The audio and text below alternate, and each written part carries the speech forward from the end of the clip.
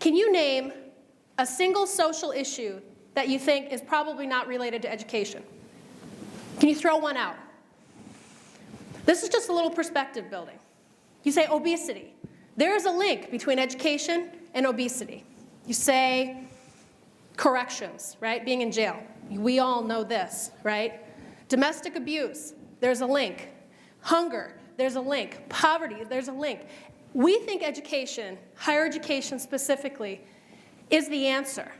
And the FAFSA is the first step down the road to, we're not building a utopian society, right? We're not going to fall into dystopia if we don't meet our goal. However, this is really important stuff, you guys. So I hope when I bring up Thomas Major to sort of tag team with me up here, that we convey to you some of the enthusiasm that's growing around the topic of higher education attainment and just how important the FAFSA is in that work. So Thomas is a program officer at Lumina Foundation, and he works in our Preparation for Success team. He, like I said, is a lawyer by trade. Very skilled orator as well, as he also plays a leadership role in his church. So prepare yourselves, folks, for some excellent oration. One thing I want to note about Thomas and myself is that we are both walk and talk and examples of what the Pell program can do. I'm going to start out before we go. I come from a little town in northern Michigan. Where's the Michigan people? Hey, all right. I'm from Roscommon. I don't know if you guys know this. Little town right here, okay? Only people from Michigan will know what I'm talking about when I do that. My folks owned a hardware store in a little town of about 1,000 people. And we didn't have much, but in a little town like that, you didn't really know what was going on in the rest of the world. The difference between the haves and the have-nots wasn't so big. Well, it was when I finally got to, I went to graduate school in Santa Fe, New Mexico. I finally figured out what all the fuss was about. That the difference between poor and wealth is the difference between going nowhere and opportunities galore, right? The FAFSA opened the door to me to go to college, to find where I really wanted to go and make that choice. It opened the door for me to stay for 4 years. It opened the door for me to go to post-secondary or graduate programs. It was the change that my life needed and the change that has affected everything. I gave a little speech in Peoria the other day under a program called College Changes Everything. It really does, guys. I mean, think about where you made your friends, where you made the lifelong relationships that have contributed to your professional careers, to your personal lives. A lot of that happens in college, and the FAFSA opens the door. So Thomas, I'm going to turn it over to you. Tell your story and kick us off here. Thank you. Good morning. Good morning, everyone. Good morning, everyone. So glad to have everybody here. I'm very excited. I would like to welcome you not only to the FAFSA completion pilot convening, but frankly to my backyard. I am a born and raised resident here, the 317 area code, so welcome to Indianapolis. So glad to have you all here this morning. And as Haley was mentioning, as Greg was mentioning just a couple minutes ago, we are here really to provide you the information that's going to be needed to help to launch this program into the success that we're all expecting and planning and frankly depending on it to be. But before we get into the details of what it's going to take to help us all collectively work to execute the parameters of the FAFSA completion project, Haley and I want to spend just a couple of minutes helping to give you sort of the flyover view as to why FAFSA completion really matters. It matters for the lives of the kids that we're all seeking to serve. It also matters, however, for our communities, for the nation at large. And to just sort of start out, I'll tell you about 3-4 blocks east of here, roughly a little bit less than 50 people are already working very, very hard. And they're working very, very hard on one thing. I'm talking about the folks who are staff members at Lumina Foundation. And Lumina Foundation is just a couple blocks east of here. And we're working with one thing in mind. And this is a collective goal, but we wanted to spend just a second talking about Lumina's perspective on college completion and FAFSA completion, because the Lumina Foundation, which is headquartered here in Indianapolis, is actually the largest private foundation in the country that is specifically dedicated and to getting more people into and out of college. And when we say college, as Greg was saying a second ago, really all we're talking about is an institution that gives you that second piece of paper, something after a high school diploma. Could be a 4-year degree, could be a 2-year degree, could be a quality industry recognized credential or certification. Lumina's goal, which we call Goal 2025, is to increase the proportion of Americans that have those high quality degrees and credentials to 60% by the year 2025. As Greg mentioned a second ago, the president, the White House, there's a goal, a national goal that they have in mind as well. These are not competing goals. One of the greatest things that Lumina would love to see is for us to reach that 60% goal by 2020. So much the better, because that gives us an opportunity to now raise and push even higher and even further. So these are not competing goals. We are on exactly the same team. Now, I heard that many of you all were walking the mall at some point yesterday. And so before we move, I kind of wanted to give you, when you're in the mall and you're walking around, you first need to find the place you want to go. But the second thing you need to do is you need to look and figure out exactly where you are.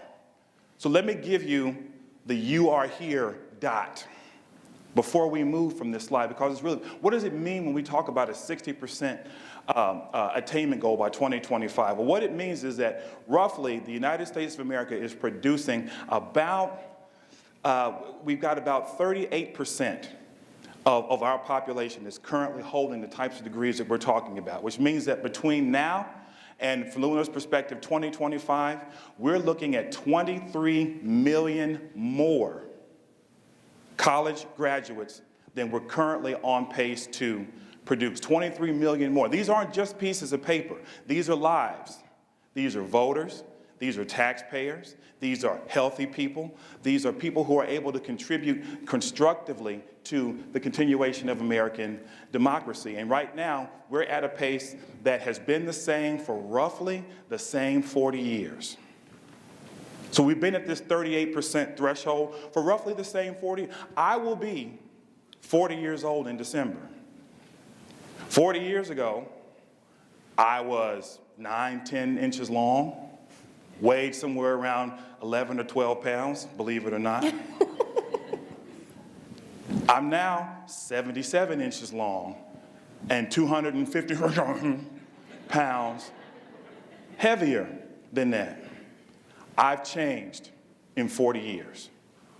40 years ago, there were vinyl records, 8 tracks, cassettes, then cassette singles, then CDs.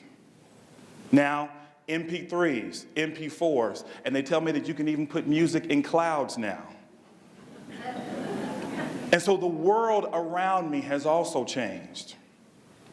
And in much the same way, the world has changed with respect to economic attainment. 40 years ago, having a high school diploma could get you into and through a career that enabled you to have a self-sustaining life, economically speaking.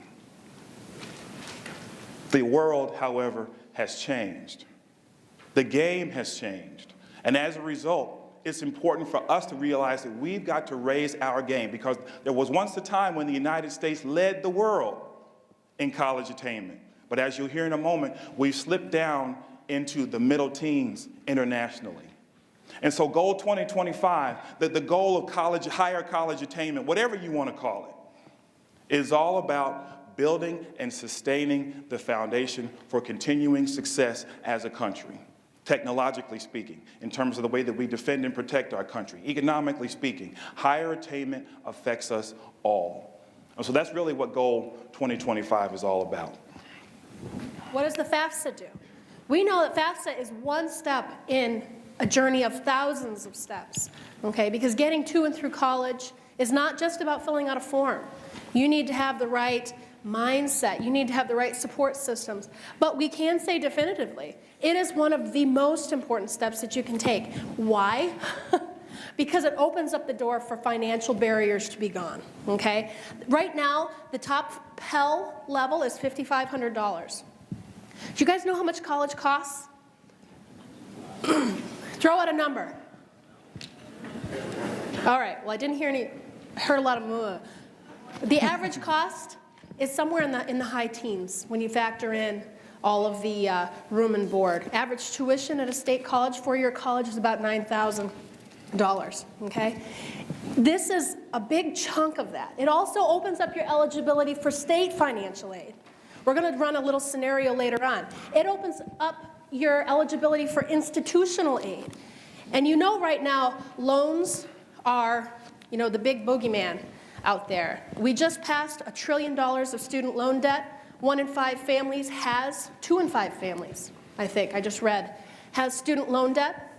I can say I personally have student loan debt. I imagine in 40 years I will still have student loan debt, because if I've done with mine, I'll be paying off my daughter's.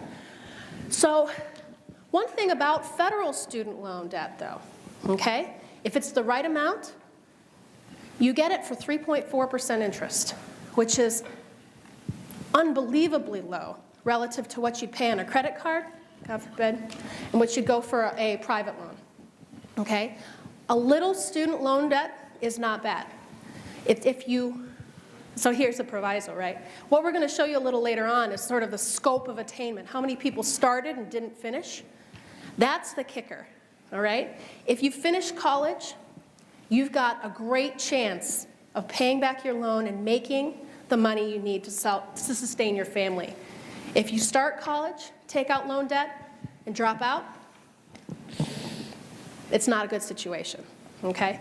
So imagine, all of this is by filling out one form. And doing it once, doing it 4 times over the course of a 4-year college career is really important.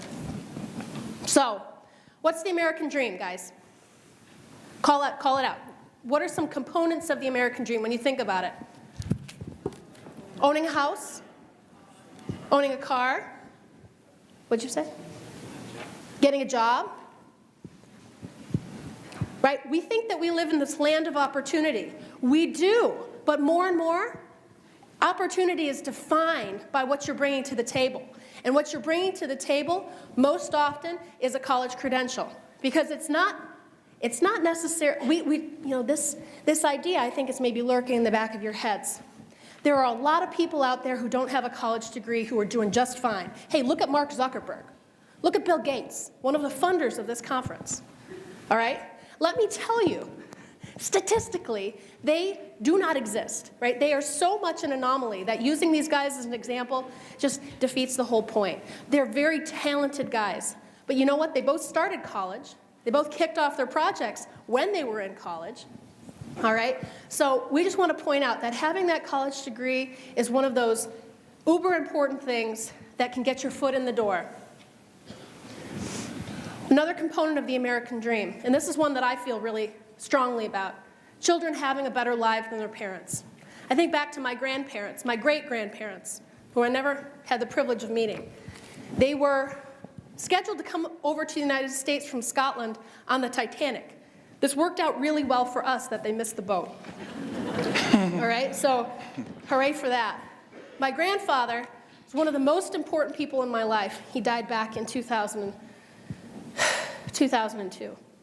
And he told me, the story of his life, and he was such an amazing guy. He ran the same hardware store my parents ran after him.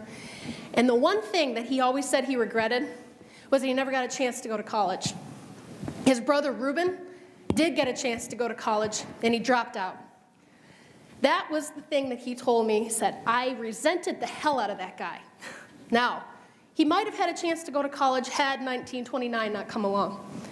But that was his regret. That was the thing he told me. He said, you better go. You've got to go. This is all about education, right?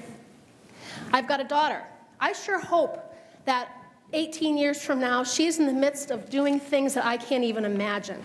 This is what it's all about, guys. So what we have here is just a couple of slides we're going to show sort of quickly together here. because what we saw in 1979, so I was about 6 years old for most of 1979, the percentage of high-income students who went to college was right around 63%. And so we'll flash forward just a little bit here and show you that in 2009, so we've moved from, shag carpets and I guess maybe Nehru jackets or whatever was going on back then. I was 6, so I wasn't paying attention. It was He was Garanimals. still a fashion plate, guys. And we've got the percentage of low-income students going to college in 2009, somewhere around 54%. And so what we have is that irrespective of the fact that we've gotten all this information about how important it is for folks to go to college, to begin to get the education that they need, to begin to plant the seeds and build the foundation for a better future with post-secondary education. We flash forward all these 30 years. But the percentage of low-income students going to college is still somewhere around just over half of all low-income students. And that was the situation for me as well. I remember being in junior high school and falling in love with the University of Michigan. Where are my Michigan people at? Hello, go blue, that's right. And in junior high school, I remember falling in love and saying, that's where it is that I want to go. I remember February 12th, 1990, President's Day, opening the mail and seeing that that phrase has been approved on the admissions letter that came from that university. The love affair that began when I was in the 7th grade culminated with that admissions letter. My senior year of high school. IPS, where are you? Indianapolis, where are you? Yay. Love y'all, thank you. Broad Ripple High School class in 1990. I remember that, but I remember having to suppress, having to restrain my jubilation just a little bit because the admissions letter had come, but the financial aid letter had not.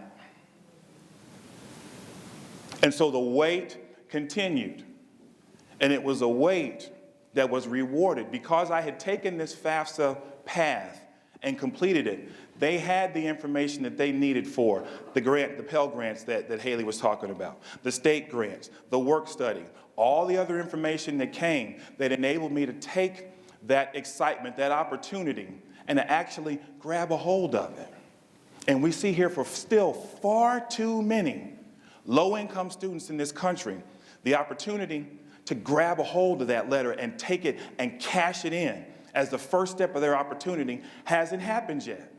And the research that we've seen has shown that hundreds of thousands of students actually started filling this form out, but didn't finish because they had a mistaken belief that they wouldn't qualify for any aid when they would have minimally qualified for Pell.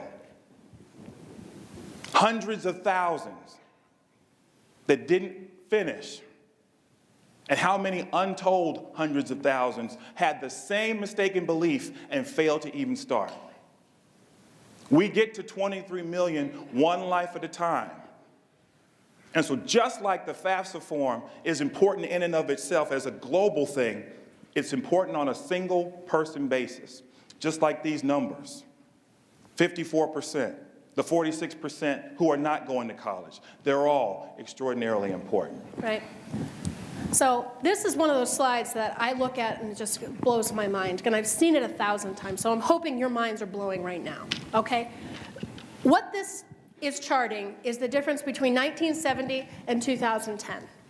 So if we break earners in the United States down by quartiles, what we see is that 79% today of the top income quartile in the United States holds a bachelor's degree by the age 24. In 1970, that was 40%. Today, 11% of young people up to age 24 hold a bachelor's degree. And that's gone up a whopping 4 percentage points in the last 40 years. So what does this mean? This means that every single attainment gain we've made in the last 40 years has been by high-income people. And I'm probably going to shoot myself for saying this because I don't want to sound glib. But if you think about a bell curve, if that actually exists, What it means is that you've got a better chance of getting to and through college if you're a dumb, rich kid than you do if you're a smart, poor kid. That's what that says. If 80% of high-income people are attending and finishing college, and only 11%, that either means that the lower income quartile has got no potential intellectually. We all know that's not true. You know it's truer, you know more than anybody, because you're teaching these folks. You're interacting with these kids on a daily basis. All right, so I just want that to sink in. Right now, over 50%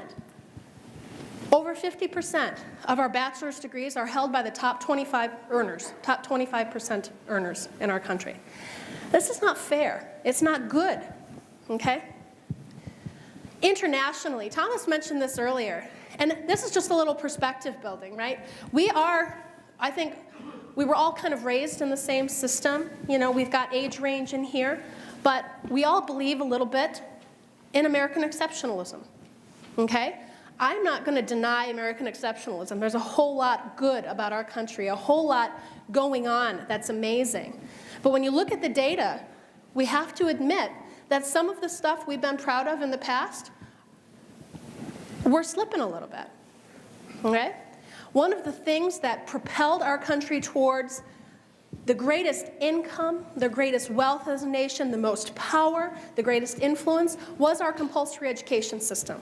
The fact that no other country before this had mandatory education, even if it was just high school, even if it was just, you know, the K-12 system, that propelled us, guys. But then, if we take a look now, right now we rank 4th, all right, and we're behind Canada, Israel, and Japan. All right, well, you say, well, Canada, they're our friendly neighbors to the north. They're not, well, they're competing with us, all right? They might be smaller. Israel, Japan, we've gotten over the sort of fear of Japan, I think, recently since they've had their economic downturn. 4th isn't bad, okay? But this is for all people 25 to 64. But if we take a look at this chart, remember when I talked about one of the tenets of the American dream being kids doing better than their parents, right? We always want generations to do better than the ones that came before them because that's how we progress as a society, as an economy. Well, we're not progressing, folks. In fact, right now, our 25 to 34-year-old population, our youngest working age folks, have achieved roughly the same level of attainment as our oldest population, the 55 to 64-year-olds. Now, we've got some 55 to 64-year-olds in the room. And you know what generation you're from? You're from the boomers. And when you guys retire, you're going to leave some major holes to fill in our workforce. Now imagine, fields like ours, fields like education, fields like architecture, fields like engineering, filled by a whole lot of people who are a little bit down the age spectrum, okay? When you guys leave, when the boomers leave, we're not going to be able to fill the jobs with the people who are coming into the workforce. That's what that means. Also, relative to other countries, do you know what it means? It means we're 13th. You know, we are behind, with our young population, we're behind New Zealand. We're behind Canada. We're behind Belgium. Go USA, beat Belgium. No, all right. This is important. This is important stuff. Now, we did just tick up 1 percentage point. It wasn't because we're doing better. It's because another country did worse. All right? So we're going to keep your eyes on this as we go, because this just puts it into the whole macro level, how important this really is. This is about economic competitiveness in the global economy. So what we have here is, again, we're going to now drill down just a little bit into that "you are here" dot. Because one of my favorite quotes, I think it might have been Bill Parcells or somebody who said it, former football coach, who said every system is perfectly built to get the results that it gets. So in other words, there are no accidents. There may be big things, there may be small things is the reason, but every system is perfectly built to get the results that it gets. And so right now, we've got an attainment goal, post-secondary credential attainment percentage right now of 38.73%. Let's drill down onto that "you are here" dot and see what makes this up. If you take roughly the 12 o'clock position of this graph and come all the way down around counterclockwise to about the 5 o'clock position, you'll see that remaining 62% defined in several different ways. We have roughly 5% that have less than 9th grade education, 7.5% that have gone through 9th and 12th grade but have no diploma. We have 27% that have completed high school, whether as a high school graduate diploma, a GED, or alternative credential. And then we have 22% of folks who have some college but haven't gotten a degree. Now, there are myriad reasons as to why each of these disconnection points may have existed. And so as Haley was saying earlier, we're not trying to pitch the FAFSA and the completion of the FAFSA as a silver bullet that will solve these problems. But to the extent, particularly with these two populations, to the extent that financial considerations are part of the reason that that credential attainment hasn't happened, we've got 49%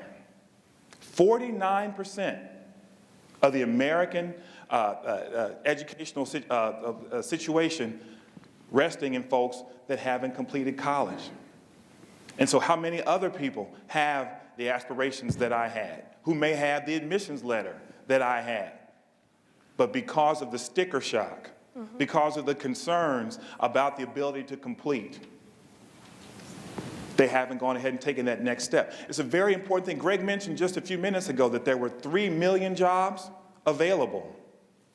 Well, our research is showing us, right now, our research is showing us that by 2018, 2/3 of the jobs available in this country are going to require, as a minimum, some sort of post-secondary credential completion.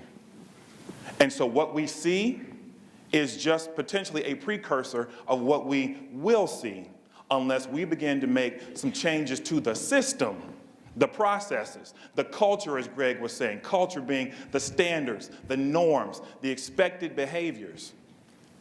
FAFSA completion is one part of that system that we can begin to use to make a difference, to have some of the larger conversations, to have some of the things, some of the tools and the mechanics to help young people understand not only to begin to develop college aspirations, but to begin to develop the roadmap. And for some folks, the answers that are provided as a result of having completed that FAFSA will close some of the gaps, will bridge some of the gaps that will enable some folks who maybe already started to go ahead and make it through to the finish line.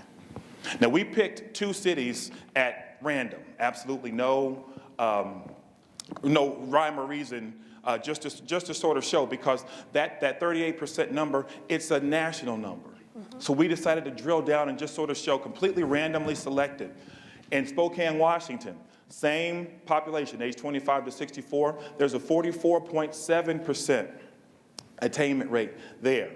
And you see that the numbers are a little bit, there's variation between the numbers here. There's 22% high school only, 26% some college and no degree. So a little bit closer to 50% of that same population that we were just talking about are in this situation. Next city that we selected, Stockton, California. Again, some variation. We've got about 37%. With 26% being high school graduates, and 25%. So we've got a little bit over 51% here. Some college, no degree, versus high school educational. But look at that percentage, 26.9. So when we start talking about national averages, it's important to understand, because we're talking about metropolitan statistics, we're talking about district level statistics, we're talking about school level statistics. That's the great power, the great opportunity, the thing that's really exciting about this completion, about this FAFSA completion project, is the opportunity to have access to student level data, because we're going to get there, folks, one young person at a time. The good news, within the next couple of years, the federal government, the census, which is where all of this information comes from, is going to start tracking those certificates as a terminal degree. Right now, the census only tracks associate, bachelor's, master's plus, okay? So big limitation. But some of the preliminary data that we've run indicates a full 5 to 6 percentage points of the United States holds that industry-recognized certificate. And even better, right, this is something that a lot of people don't think about, and it's something you guys should think about. Because some people think, well, certificate, it's not even a degree, right? When we ran the numbers and we said, let's take a look at the certificates that measure up against associate degrees in terms of earnings, that's where that 5 or 6 percentage points come from. There are 10 million technical or industry-recognized certificates out there right now that result in earnings more than the average earnings of an associate degree. All right? The key is going to be building on a piece that he just said, which is getting them incorporated into the degree programs. Because the last thing you want is to get a certificate, get that job, get the pay raise and all of that, and then have to start over when you're going back to community college to get your degree. And that's what happens in way too many cases right now. So thank you very much for raising that point. One thing I did want to point out about this one is that the reason we pulled out two different cities is that every city is very, very different, right? And your problems are different. Spokane, you guys don't really have a problem. Well, to the extent you have any, right? You don't really have a problem with high school dropouts, okay? Stockton's got a problem. It's a full 20% of their population. Half of that didn't even finish 9th grade, all right? Now, there are unique demographic, cultural, immigration kind of issues that are driving that to a big extent, but it's showing that all of your communities are very different. The way you address problems, the tack you take is going to be different. But paying attention to and finding these numbers is going to be really important for all of you. We would be happy to help you find them to get you started in building your profile. So last week, and I know we all celebrated, the nation's unemployment rate dropped down to 7.8%. Yeah. Now imagine 6 years ago, 6 or 7 years ago. Would we have been celebrating over 7.8%? We would have said, holy moly, what's going on? All right? The fact that we're celebrating shows that things are different now. So we've seen these headlines. We've seen about job losses. We know in our states and in our communities how bad it really got. What I'm going to tell you now is that you may have seen some headlines that question the value of college, question whether it's worth it, whether going into debt or spending that time, whether it's the right thing to do right now. So we put aside for the time being the macro level kinds of things. It's worth it from a national perspective. This is why it's worth it from an individual perspective. Okay? This slide is busy, so bear with us. What we're going to show with this slide is that the recession affected some people far more than other people, okay? The green line up on the top shows those with bachelor's degrees. During the recession, there was never actually a net loss of jobs for people with bachelor's degrees. Okay, we've all heard the great media story about the PhD cabbie or the master's degree bartender.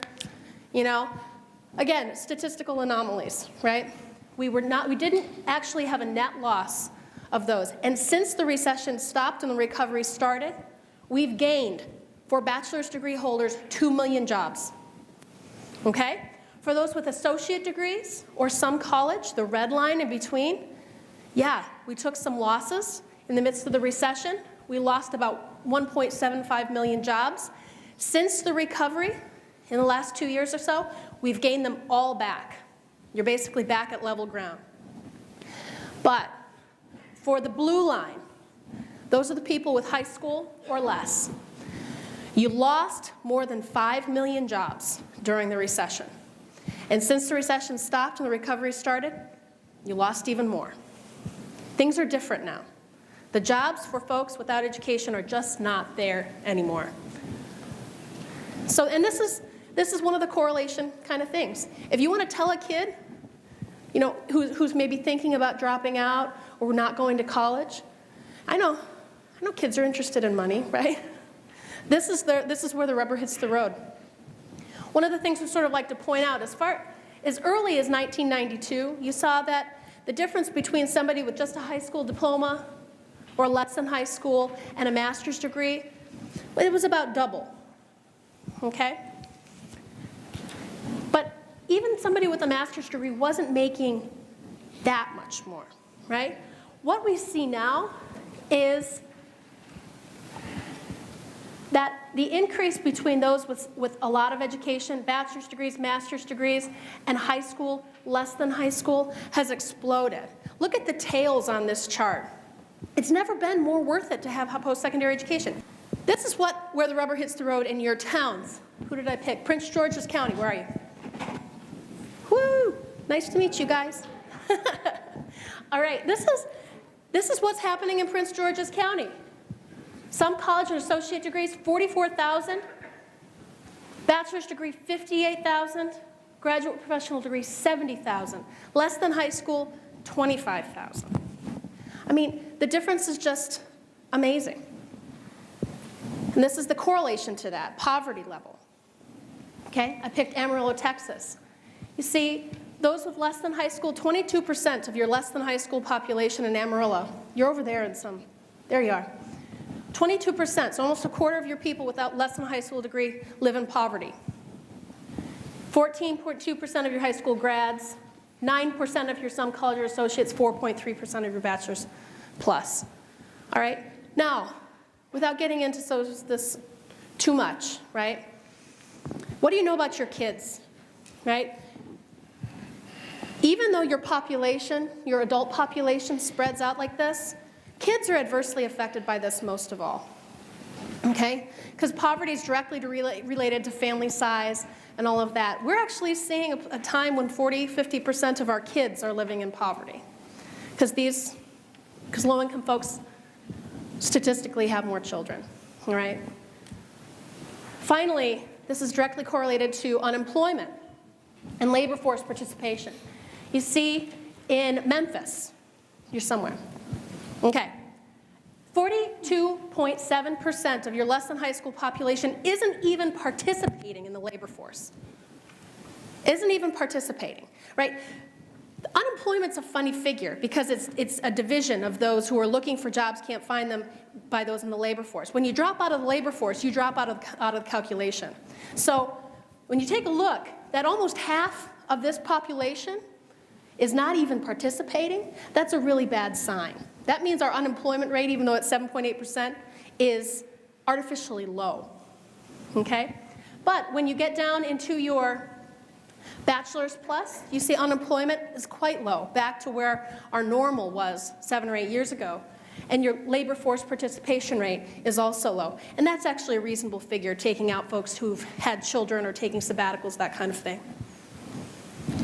So what we have here is a graphic picture of the cost of going to school. You see here we have 2-year commuter schools here in this first column, 4-year public in-state in the second column, and 4-year private on-campus in that third column. When you talk about the cost of college, a lot of times what we talk about is just the tuition, the tuition by itself to attend. But as you can see here, we have significant expenses in other categories. Tuition and fees, yeah, it is a big one. But there's also room and board. There's books and supplies. There's transportation. There are other costs. How much, the number at the top there, 15,000, 21,000, 42,000, very rarely is that the actual out-of-pocket amount for a student, for a family. What they end up paying actually is the cost of what you would consider to be the net cost, which is that total price minus the amount that comes from financial aid. Well, how does that financial aid come?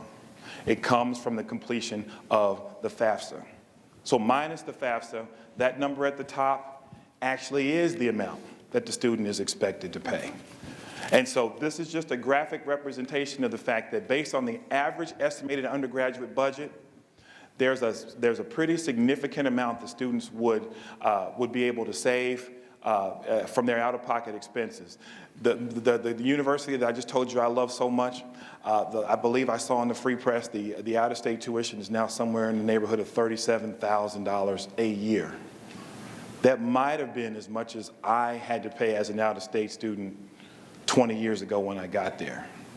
For all 4 years. Now, you know, if gas and milk increased, the cost of gas and milk increased at the same rate as college education has over the past, I believe it's either 10 or 12 years, gas would be $13 a gallon, and milk would be $18 a gallon.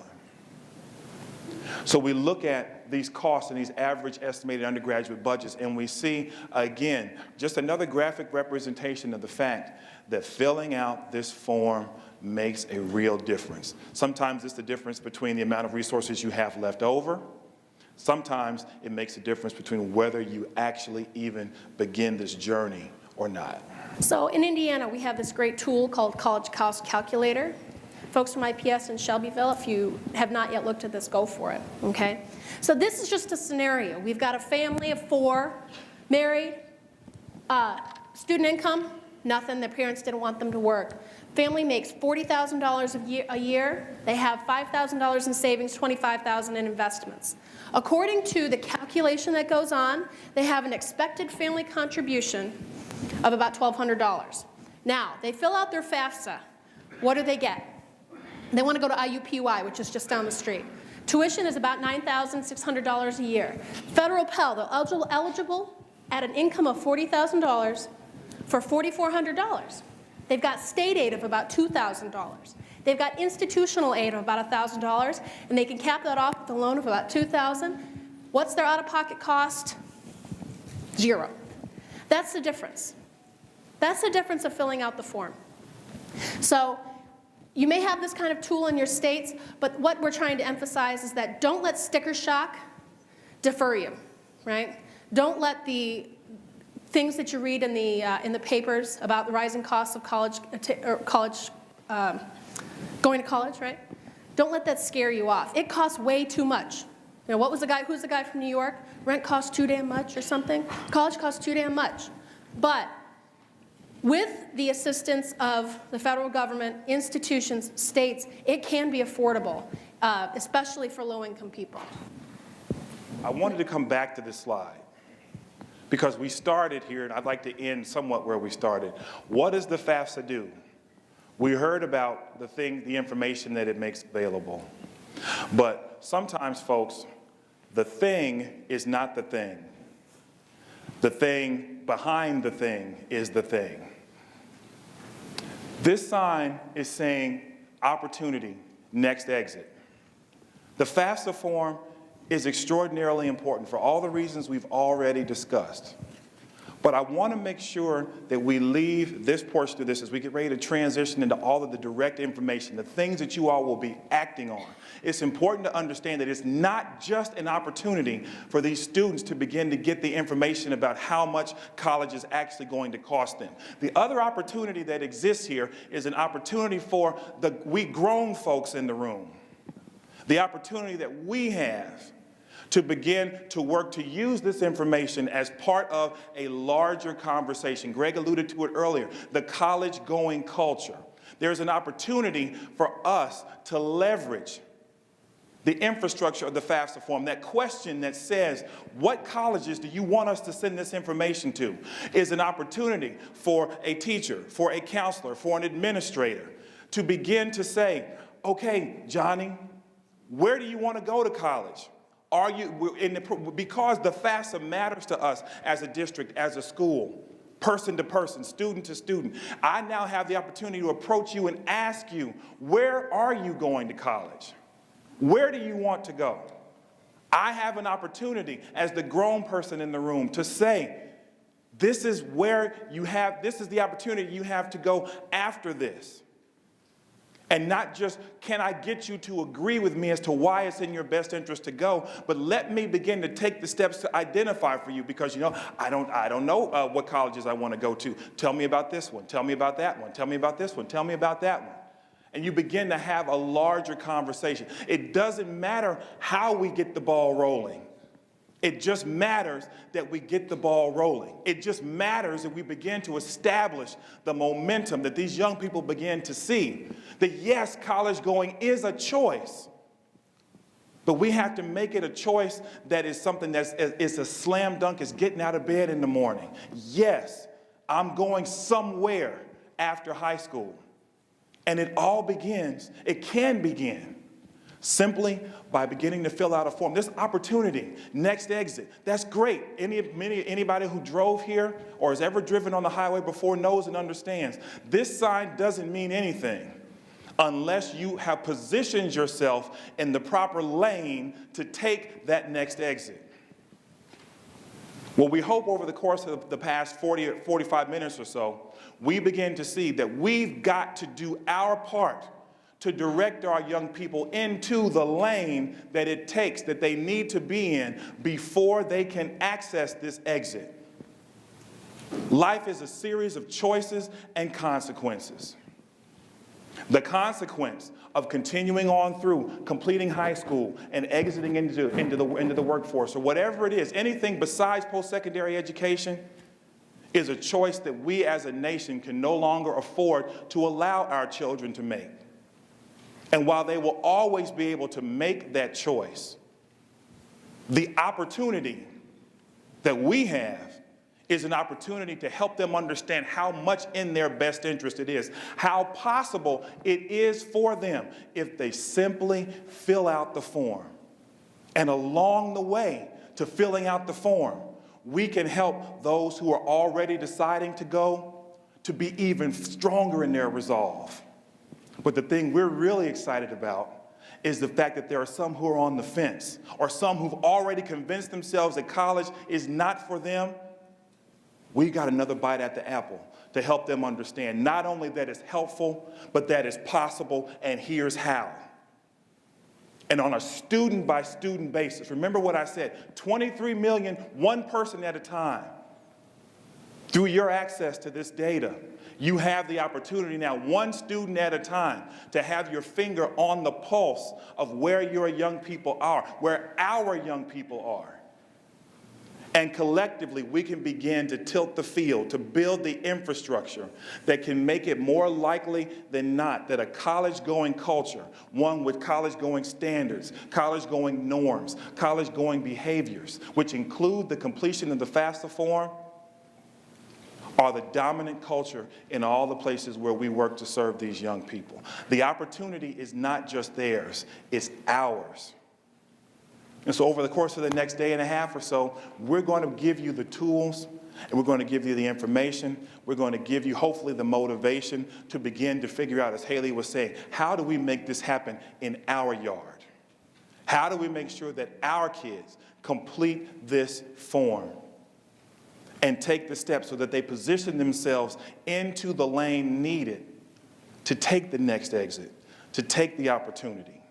This is an exciting time. And we're excited to be able to have you all here to begin working through this process. Right. Well, having driven in New Jersey, I would say that the difficulty in getting to the lane is more difficult in New Jersey than anywhere else. But that aside, we just want to wrap this up by saying, like we did at the beginning, there is nothing out there that education doesn't touch.